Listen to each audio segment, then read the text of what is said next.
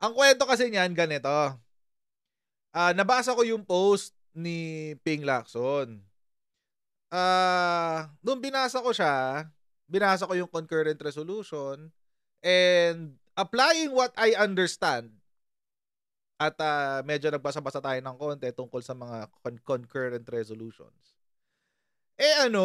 Mali yung sabihin na legalized, quote-unquote, legalized corruption. Bakit? Pag-uusapan natin mamaya. Ngayon,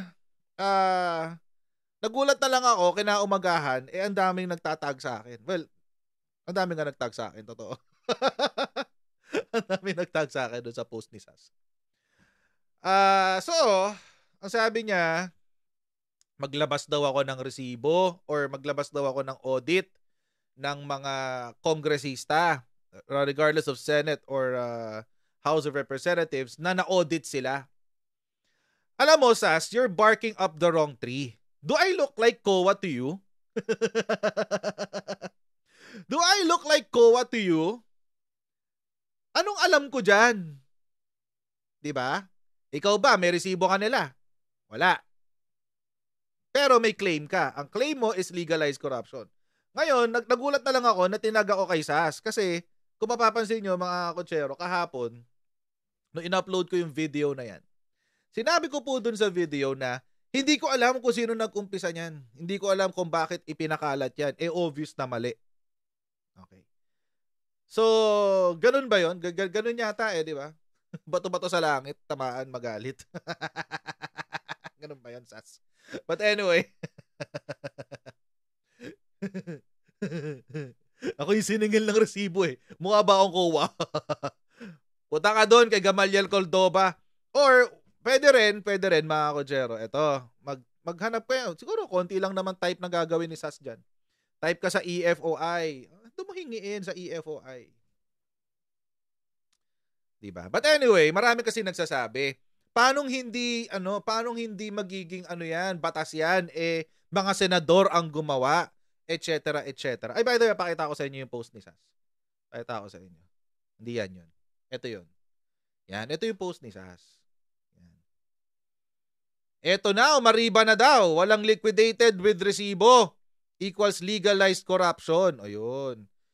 Ayan. Sabi niya, so coach, please present to us individual COA audit of MOOE and each senator and congressman. Ayan. So mga kotsero, ang pangit ng logic nito, Sas. Kung walang resibo, ibig sabihin legalized corruption. Okay. Kasi mga kotsero, iba naman kasi yon. Iba yung violation ng COA rules lang yon yung liquidation na yan. Paano kung wala ngang resibo, pero nung sinita ng COA, ang sabi, pakita nyo sa amin yung resibo, nakapagpakita ng resibo pagkatapos. Legalized corruption pa rin. I'm sure mga kotsero, alam nyo kung paano kung paano tumatakbo ang audit. I'm pretty sure you all know how it happens. Ano ang gagawin ng COA?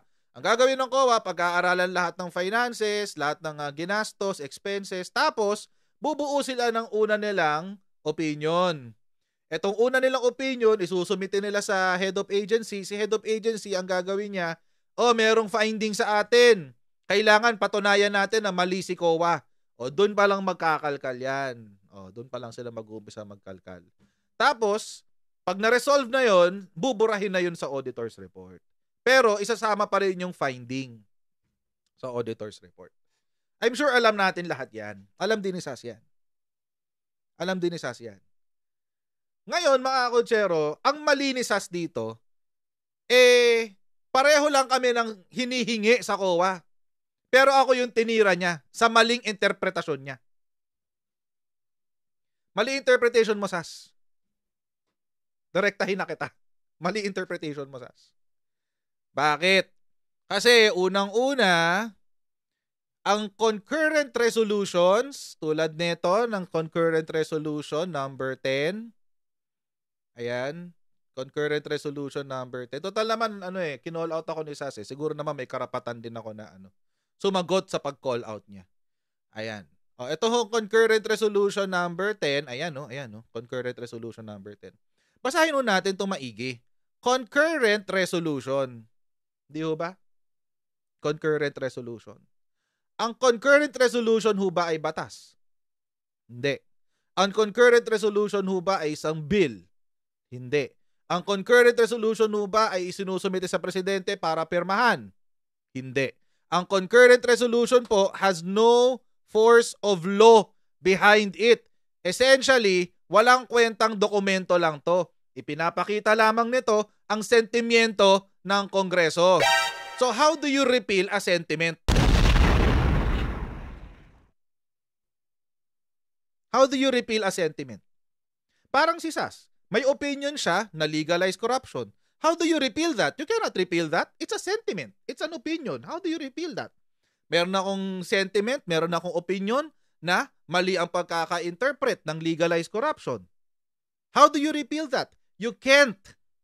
Because it is a sentiment.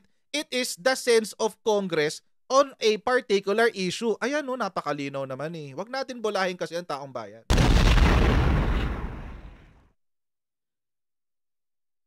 Ayan, malinaw naman eh. It's the sense of Congress. You cannot repeal that. At dahil wala siyang force of law, the COA does not have the right to follow it. Hindi kailangan sundin niya ng COA.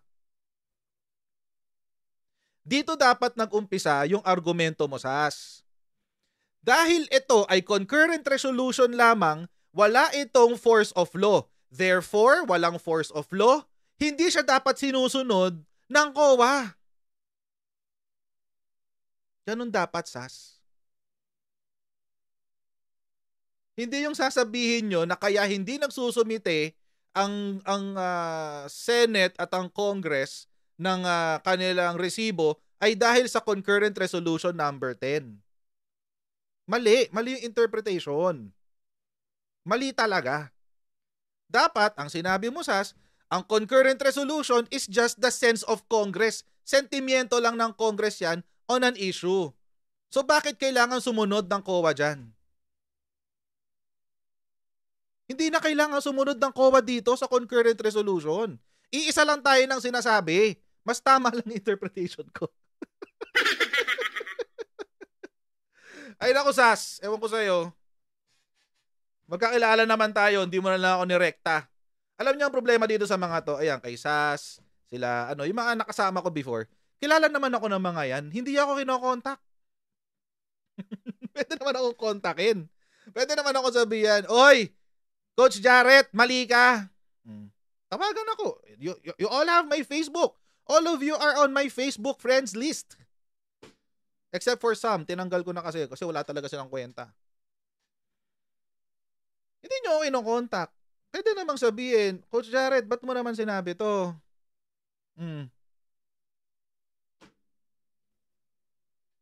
Tulad ng isang beses, si Ellie, may sinabi, Coach Jarrett, ba't mo naman sinabi yung pangalan ko dito kasi ganito. Sabi ko, ganun ba? O di sige, tatanggalin ko. O di tinanggal ko. Madali akong kausap. Anyway. Tuloy natin. Ano ba yung issue dito sa concurrent resolution nato? Ano ba yung issue dito? Ito yung concurrent resolution number 10. Again, wala itong force of law ha, walang kapangyarihan to. This has no force of law behind it. Hindi ka pwedeng bumuo ng polisiya dito kasi sentimiento lang to ng Congress. Ulitin natin ha. Concurrent resolutions are used to fix the time of adjournment of a Congress and to express the sense of Congress on an issue. Yan lang yan. Ganito. Kasi mga kutsero, ito yung concurrent resolution number 10. May papakita ako sa inyo. Ano ho ba kasi dito ang isinulat? Kasi kung binasa ho ng maayos ng mga taong naniniwala dito na ito daw ay batas, sana naiintindihan nyo kung para saan siya. Ano po ba kasi ang issue dito? The Commission on Audit has consistently allowed the current system of liquidation by way of certification. Tagalugin natin para nagkakaintindihan tayong lahat. Baka naman kasi sabihin nyo, hindi ko naiintindihan ibig sabihin yan, Coach Jarrett. Ganito, sige, pag-usapan natin. Tagalugin natin para madali. Si Commission on Audit ay patuloy na pinapayagan ang kasalukuyang sistema ng liquidation sa pamamagitan ng certification. Ibig sabihin, ginagawa na yan noon pa. Ginagawa na yan noon pa. So ngayon, bilang pag-recognize, ni-recognize lang naman nila eh. Anong ginawa dito ni Lacson? Ang sabi niya, whereas, therefore, sa madaling salita, the prevailing procedure and system of liquidation of various classification of accounts covering the budgetary allocation for the legislature is in keeping with the nature of the performance by the members of the Senate and the House of Representatives. Yun ang sinabi niya. Ang sabi niya, dahil sa matagal nang ginagawa na certification by liquidation ng Commission on Audit, o di yun na ang susundin natin kasi matagal nang ginagawa. Napakalino naman kasi ng sinabi. Napakalino ng sinabi. At pag sinabi po dito na classified, hindi ho ibig sabihin yan secret. Ang ibig sabihin yan, simpleng-simple lang. Ayan o, various classification of accounts. Ano ba? Hindi mo pwedeng i-impose yung iniisip mo doon sa dokumento. Kunin mo yung ibig sabihin ng dokumento base doon sa nakasulat. Ano ba? Simple-simple lang naman yan. Oh, paano ngayon yan? Ngayon, do I agree with this? Hell no! Diyan ka nagkamali, Sas. Si COA matagal na rong ginagawa yung certification by liquidation. Sabi dito. Si COA. Si COA daw yun daw matagal nang ginagawa. Ni-recognize lang nila. Hindi naman to batas. So hindi to kailangan sundin ng COA. Ulitin natin ha. Concurrent resolutions do not have the force of law. Ayan, nakasulat. Napakalinaw. Oh. So dahil walang kapangyarihan niya ng batas, hindi yan kailangan sundin ng COA. Kaya nga, nakakapagtaka na up until 2023, ayan no, June 14, 2023, sa bagong rules ng COA on auditing extraordinary funds, papakita ko sa inyo. Wait lang, nasa ilalim na tuloy ako. Sana siya? Extraordinary funds. Wait. Ayan. Sa bagong rules ng auditing ng extraordinary funds, yun pa rin ang sinusunod nila. Certification executed by the official concerned that the amount claimed was spent for the purpose and in the amount not exceeding the limit indicated in the general provisions of the GAA. So ibig sabihin mga kakutsero, may problema sa COA audit process. Sa COA audit process. So, Sas, if you understood, feeling ko hindi niya pinanood yung video eh. Feeling ko nag-comment lang siya without watching the video. Feeling ko nag-comment lang siya. Kung naintindihan ni Sas yung sinasabi ko dun sa video, maiisip niya na iisa lang kami ng sinasabi. Magkaiba lang kami ng pinanggagalingan. Siya, ang sinasabi niya, batas daw yun, ginawarong legalized corruption yung extraordinary and miscellaneous funds by concurrent resolution number 10. Ako nanggagaling dito. Ang concurrent resolution, hindi batas. Therefore, bakit sinusunod ng COA?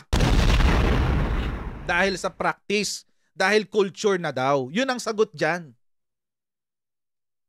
Yun ang sagot dyan mga kutsero. Sinabi naman po yan dito sa concurrent resolution number 10. Kasi matagal na raw ginagawa ng COA. Ayan o. The Commission on Audit has consistently allowed the current system of liquidation by way of certification duly signed by each senator and member of the House of Representatives.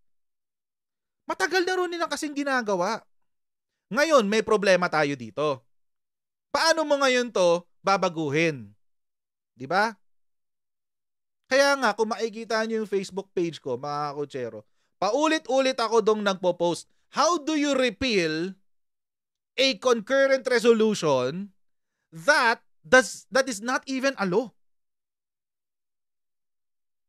It's not even a law. Hindi Diyos ko, mga kakutsero, batas lang naman ang mga batas lang naman ang nire-repeal. Hindi yung sense of the Congress. Hindi yung sense of the Congress ang nire-repeal. Ang Kongreso ay malayang makapag-express ng kanilang mga saloobin. So paano to babaguhin? Simpleng-simple lang, mga kakutsero. Punta tayo sa Civil Code. Civil Code. Ayan Civil Code, mga kakutsero. Civil Code of the Philippines. Punta tayo sa Article 11. Ayan, Article 11. Customs, since practice to hindi naman to hindi naman to batas This is a practice. Actually, this is a proseso pa nga ito Proseso sa loob ng COA. Na actually, pwedeng baguhin ni COA kung gugustuhin ni COA. So, pero kung ayaw talaga nila baguhin, sabi nila, hindi, happy na kami dito. Ito ang gagawin natin. Article 11 po ng Civil Code sabi, customs which are contrary to law, public order, or public policy shall not be countenanced. Ang sabi po ng Civil Code natin, yung mga bagay, kasi hindi naman batas ang customs Hindi yan batas. Halimbawa, may tradisyon tayo ng ng nagse-celebrate ng Christmas every December 25.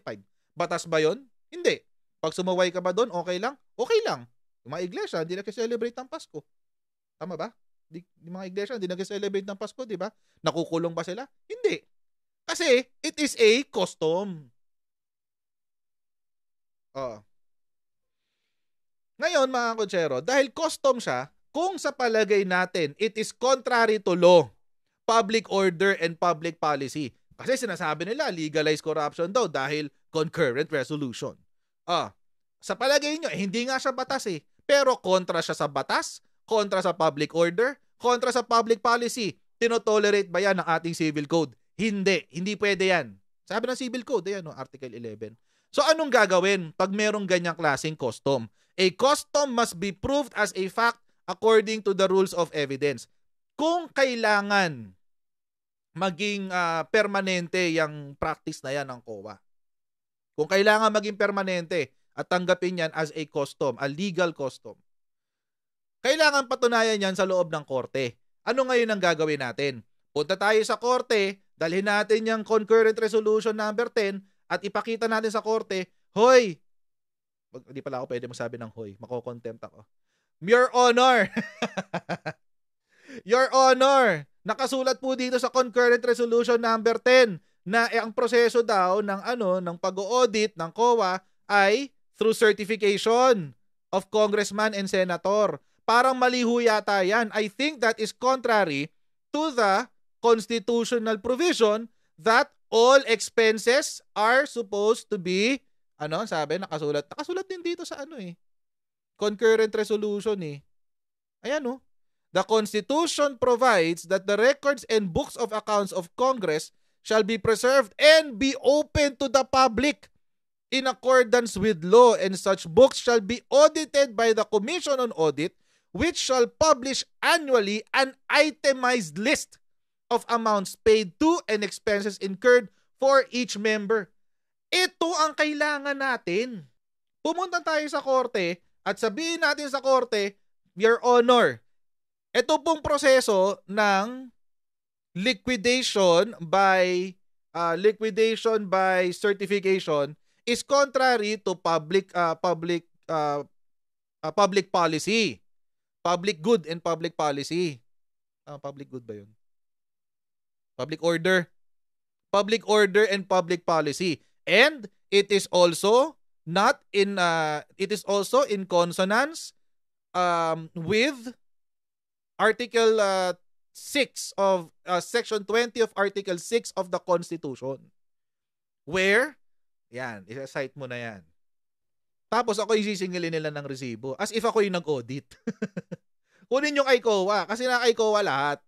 So, you're barking up the wrong tree. yung mga DDS na fans ni SAS, you're barking up the wrong tree. Even si SAS. Bakit ako siningil mo, SAS? 'Di ba? Ba't ako siningil mo? Simple-simple lang naman yun eh. Ulitin ko lang. Para lang nagkakaintindihan. Una, hindi ko alam na si SAS ang ang nagkalat pala nun. FYI. FYI, hindi ko alam na si SAS ang nagkakalat nun. Kasi ang akin, nabasa ko lang siya. And nung nabasa ko yung legalized corruption, naisip ko agad, parang mali yata yun. It turns out, mali nga. Kasi, yung document itself proves na si Concurrent Resolution number 10 has no force of law. Concurrent resolution lang siya eh. Therefore, having no force of law behind it, COA has the option, quote unquote, COA has the option of not even following it. Hindi niya kailangan sundin yan. Pero ano ang nilabas, ano ang nireveal ng Concurrent Resolution number 10? Na ito palang ginagawa ng COA na to, ito na yung ginagawa nila from time immemorial. Matagal na nilang ginagawa. Therefore, dahil matagal nang ginagawa, tanggapin na lang natin, sabi ng Kongreso. Yun ang sinabi, yun ang Concurrent Resolution. Pero dahil hindi porke matagal nang ginagawa, ibig sabihin tama. Tama ba yun? I will state it categorically para para walang room for misinterpretation at hindi maipaikot itong video na to na misinformation. I do not agree with Concurrent Resolution number 10. Sa Tagalog, hindi ako sumasang-ayon sa Concurrent Resolution number 10. May problema pa. Paano aayusin yan? Di puwersahin si COA. Puwersahin nyo si COA. Ngayon, nasagot ko na yung tanong mo, Alec Hinsey. Bakit sila nakakapag-liquidate ng MOOE by certification? Kasi nga, yun yung tinatanggap ni COA. So, sino ang dapat mag-adjust? Siyempre, si Congress, hindi yan mag-a-adjust na ikinabang siya kay COA eh. Tayo, mabubwisi tayo. Kasi, hindi naman tama yung ginagawa ni Congress. So, sino dapat mag-adjust? Si COA. Baguhin niya yung rules niya. Kaya nga, sa umpisa pa lang sinabi ko na, you're barking up the wrong tree. SAS Rogando Sasot, you're barking up the wrong tree. Hindi ako dapat yung inaaway mo. Mali ka doon. Spaghetti yon. But anyway, hindi ako galit kay SAS. Hindi ako galit kay SAS. Nag-react lang ako doon sa pinost niya. So, kung tatanggapin niya, di wala. Pwede naman niya akong kontakin. Again, dito sa mga dating mga nakakasama ko sa kampanya, all of you have access to me. Lahat tayo, some of you have my number, kayo nasa Facebook, kasama kayo sa Facebook friends list ko, etc. etc. Kaya nyo akong kontakin. Kaya nyo akong kontakin. Ayaw nyo lang.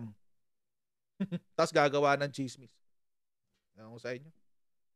Lang ya. Sa akin nakakita, kinampihan. In essence, pareho lang kami ng sinasabi. Iba lang ng pinanggagalingan. Again, kung wala namang problema maging critic eh. Maging critic tayo ng tama. Gamitin yung tamang dokumento. Gumamit tayo ng tamang dokumento. Ano yung tamang dokumento dito? Actually, there is the right document here. Yung rules mismo ng COA.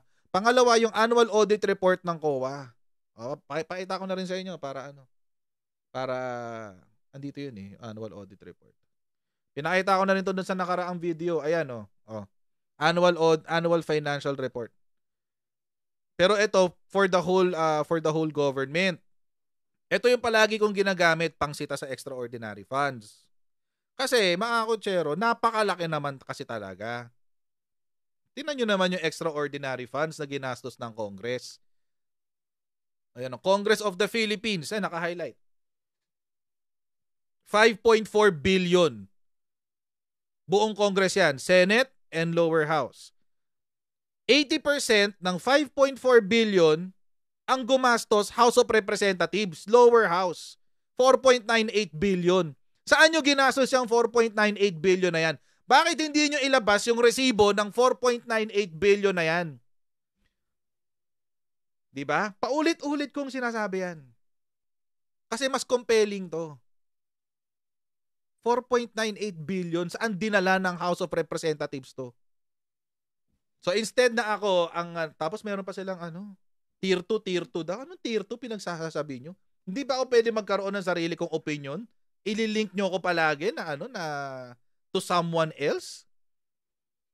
May sarili akong pagkatao, may sarili akong identity. Ulitin ko lang ha.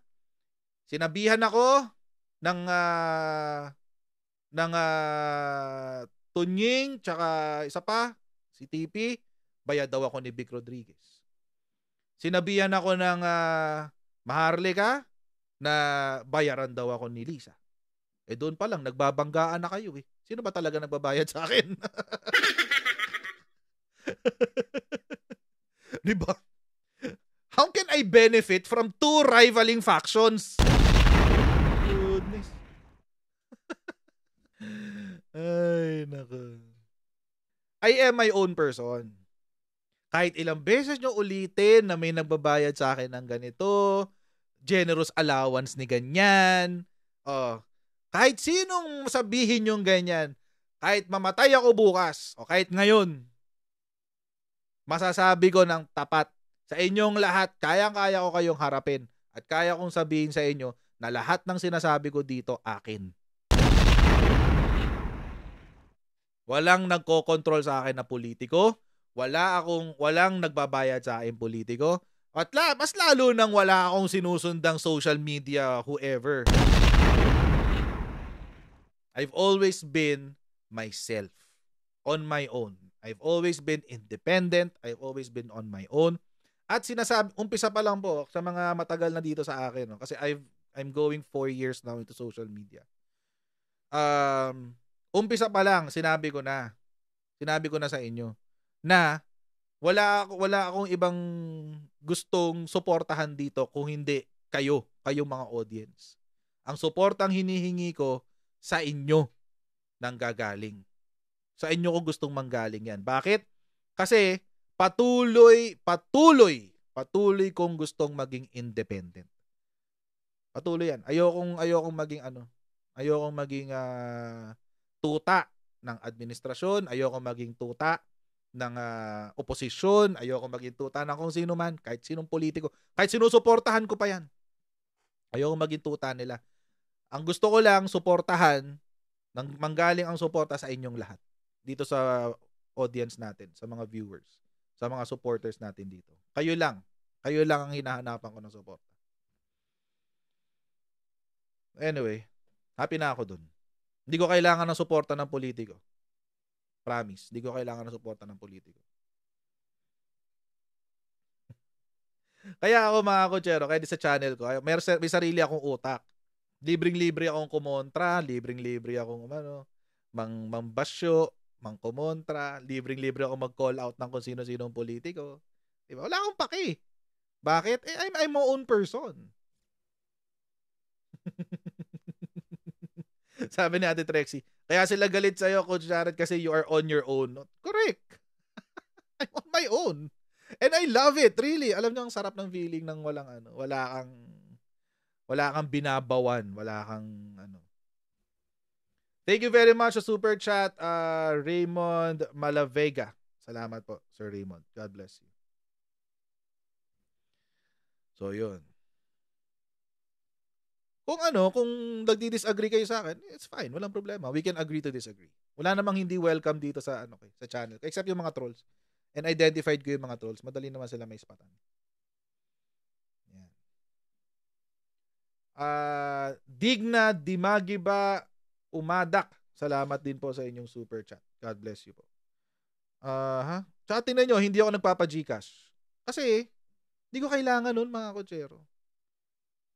I want to be as sincere as possible sa aking sa aking ginagawa dito sa social media. I want to be as sincere as possible. Kanino lang ako nakakakuha dito ng revenue? Kay YouTube tsaka kay Facebook. That's it. Yung ads na binababa ni Facebook tsaka ni YouTube, that's it. Wala nang iba. Di ba? Ito na nga lang, ulitin ko lang the proof of the pudding is in the eating. Nakita nyo na ba ako sa events ng Malacanang ever? No, hindi nyo ako nakita doon. Hindi nyo ako nakita doon. Kailan nyo lang ako nakita na kasama ko si Presidente? Nung kampanya lang. Diba? After nun, wala na. Okay lang yun. Wala problema doon. Nagagawa ko na yung parte ko na maihalal si Presidente. Happy na ako doon. Tapos, ano ba? Kay Senator Amy, lagi nyo ba akong nakikitang kasama niya? Hindi rin. Diba? I'm almost, ngayon, dati meron. Every now and then, I-invite pa ako noon. Pero ngayon, wala na. I don't get invites anymore. And it's fine. Okay lang yun. Kasi nga, independent ako. Mas happy ako ng ganun. Okay lang sa akin yun. Si VP Sara, nakita nyo ba ako ever with VP Sara? No. You have never seen me with VP Sara. Not once. Never pa kaming nagkita ni VP Sara. I'm not sure kung kilala ako ni VP Sara. I doubt na kilala niya ako. But never kami nagkita. Ibig sabihin, bayaran ako ni VP Sara. So alam nyo, yun po ang punto natin dito, mga kotsero. My channel is independent. Independent po. As in, sincerely independent. Wala talaga akong wala akong backer. I have no one. But myself and you. Yung mga supporters ko. And that's all I need. I don't need anything else. Happy na ako dun. So malinaw na ha. I stated everything categorically na. Yan. So hanggang dito lang po muna tayo, mga kotsero! Ito pala. Ayan, mga kotsero, maraming salamat sa inyo patuloy na pag-support sa ating channel. Huwag niyo pong kalimutan mag-like, share, and subscribe sa Coach Jarrett YouTube channel. At pa-follow na rin po tayo sa ating Facebook page na lagi rin pong nandyan para mangulit. And I'll see all of you in our next Coach Jarrett Live. Bye everyone. See you next time. Bye.